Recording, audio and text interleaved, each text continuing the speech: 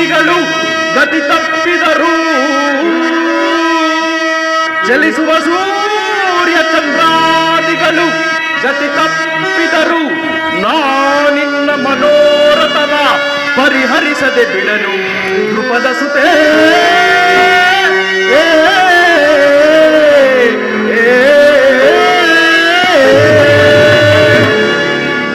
ವಿಷದ ಕಜ್ಜಾಯವನ್ನು ಉಣಿಸಿ ನಮ್ಮೆಲ್ಲರನ್ನೂ ಕೊಲ್ಲಲು ಯತ್ನಿಸಿದ ಆ ವಿಷ ಜಂತುಗಳನ್ನೇ ಎಂತಿರುವುದು ನಮಗೆ ಶಾಂತಿ. ಕಪಟ ದ್ಯೂತದಲ್ಲಿ ನಮ್ಮೆಲ್ಲರ ಸಿರಿಯನ್ನು ಅಪಹರಿಸಿ ಘೋರ ಕಷ್ಟಗಳನ್ನೇ ತಂದೊಡ್ಡಿದ ಆ ನಯವಂಚಕರಲ್ಲಿ ಎಂತಿರುವುದು ನಿನಗೆ ಶಾಂತಿ.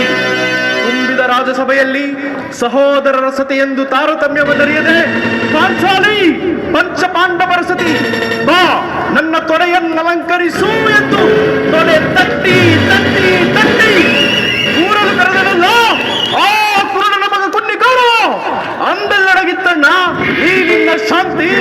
ಅರಣ್ಯ ಮೃಗಗಳಂತೆ 12 ವರ್ಷ ವನವಾಸ, ಅತಿಹೀನ ದಾಸ್ಯತ್ವದಲ್ಲಿ 1 ವರ್ಷ ಅಜ್ಞಾತವಾಸ ಕಳೆದವಲ್ಲ ಅಂದೆಲ್ಲಡಗಿತ್ತಣ್ಣ ಈ ನಿನ್ನ ಶಾಂತಿ.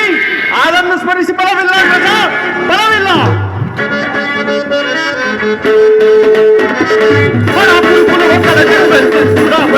ಪಡವಿಯಳು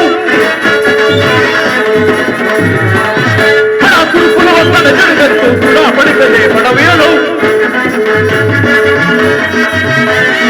ಜಡಲ ಮಡಲ ಕದಿ ಗಿಡಲು ಸಡಗರ ಬಿಡುಕುತ್ತಿರುವೆನು ವಿಧ ವಿರದಿ. ಜಡಲ ಮಡಲ ಕಡಿ ಗಿಡಲು ಸಡಗರ ಬಿಡುಕುತ್ತಿರುವೆನು ವಿಧ ವಿರದಿ. ಮನಾಂತ ಕುರುಕುಲ ಬಿಡಾರಿಕೆ, ಮನಾಂತ ಕುರುಕುಲ ಬಿಡಾರಿಕೆ, ಮನಾಂತ ಕುರುಕುಲ ಬಿಡಾರಿಕೆ, ಮನ ಕುರುಕುಲ ಮಕ್ಕಳ ಜಡುಗಂತು ಋಣ ಪಡಿಪನೆ ಪಡವಿಯಳು ಪಡವಿಯಳು ಪಡವಿಯಳು. ಆದ್ದರಿಂದ ಭಯಂಕರವಾದ ಸಂಧಾನ ಕ್ಷೇತ್ರದಲ್ಲಿ ಆ ಕುರುರಕ್ತ ಸ್ನೇಹದೊಂದಿಗೆ ನಮ್ಮ ಬಂಧಗಳನ್ನು ನೀಡರಿಸಿದ ಹೊರತು ನಮಗೆ ಶಾಂತಿ ಇಲ್ಲವಾದ್ರಿಂದ ಶಾಂತಿ ಇಲ್ಲ. ಸೋದರ ಭೀಮಸೇನ,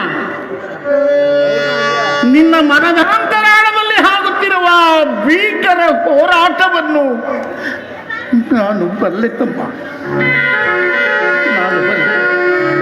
ಆದರೆ ಯುದ್ಧವೆಂಬ ಹೆಮ್ಮಾರಿಯ ಬಾಯಿಗೆ ಈ ಸಕಲ ಬಂಧು ಬಾಂಧವರನ್ನು ತುತ್ತಾಗಿಸಬಾರದೆಂಬುದು ನನ್ನ ಮುಖ್ಯ ಉದ್ದೇಶ.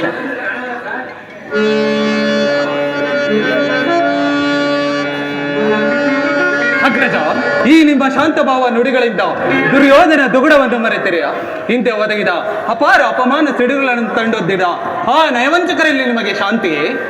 ಅರ್ಜುನ, ಘೋರ ಸಮರದಿಂದಲ್ಲದೆ ನಿಮ್ಮ ಆತ್ಮಕ್ಕೆ ಶಾಂತಿ ಇಲ್ಲ.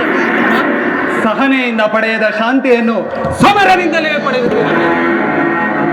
ಸಹನೆ ಶಾಂತಿಗಳಿಗೆ ಕಟ್ಟು ಬಿದ್ದು ನಾವು ಸಂಪಾದಿಸಿರುವುದು ಅಪಮಾನವೇ ಹೊರತು ಕರಾಳ ಧೂಮಕೇತುವಿನಂತೆ ನಮ್ಮ ಮಸ್ತಕವನ್ನೇರಿ ನರ್ತಿಸುತ್ತಿರುವಾಗ ಇನ್ನೆಲ್ಲುಳಿದ ನಮಗೆ ಶಾಂತಿ. ಅದೇಕಿಲ್ಲವಯ್ಯ, ನಮ್ಮ ಘನತೆ ಗೌರವಗಳು ಪರಲೋಕದಲ್ಲಿ ಸುವರ್ಣಾಕ್ಷರಗಳಿಂದ ಕೆತ್ತಲ್ಪಟ್ಟಿದೆ. ಊಹ ಬಿಟ್ಟ ಅದರ ವಿಮರ್ಶೆ, ಈಗೇಕೆ ನಮಗೆ ಅದರ ಚಿಂತೆ? ಇಹದಿಂದಲೇ ಪರವನ್ನು ಸಾಧಿಸಬೇಕಲ್ಲವೇ ತಮ್ಮ?